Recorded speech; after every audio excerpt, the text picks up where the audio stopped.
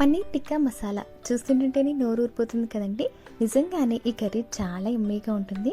ముఖ్యంగా చపాతీస్ అలానే పుల్కాస్ చేసుకునేటప్పుడు ఇలా థిక్గా గ్రేవీ ఉండే కర్రీస్ చాలా బాగా సెట్ అయిపోతాయి అన్నమాట.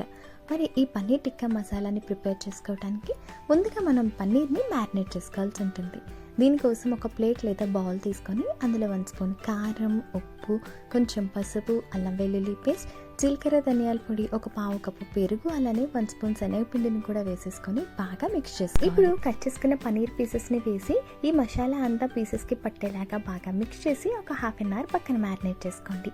ఇప్పుడు కర్రీ కోసం ప్యాన్లో ఆయిల్ వేసి కొంచెం జీలకర్ర అలానే చిన్నగా కట్ చేసుకున్న ఆనియన్స్ని బ్రౌన్ కలర్లో అయ్యేంత వరకు ఫ్రై చేసుకున్నాక ఒక ½ కప్ వరకు టమాటో పేస్ట్ని వేసి ఆయిల్ సెపరేట్ అయిన తర్వాత ముందుగా మనం మ్యారినేట్ చేసి పెట్టుకున్న పన్నీర్ పీసెస్ ఉన్నాయి కదా, వాటిని మసాలాతో సహా వేసేసుకొని కొంచెం వాటర్ వేసి కర్రీ థిక్గా అయ్యేంత వరకు కుక్ చేసుకోవాలి. లాస్ట్లో కొంచెం garam masala powder, kasuri methi, fresh cream కూడా వేసేసి ఆయిల్ సెపరేట్ అయ్యేంత వరకు కుక్ చేసుకున్నామంటే మన పన్నీర్ టిక్కా మసాలా అనేది రెడీ అయిపోతుందండి. చేయటం చాలా ఈజీ, చాలా తొందరగానే అయిపోతుంది. సో ఈసారి పన్నీర్ తీసుకొచ్చి ఒకసారి ఈ కర్రీని ట్రై చేసి టేస్ట్ చూసేసేయండి.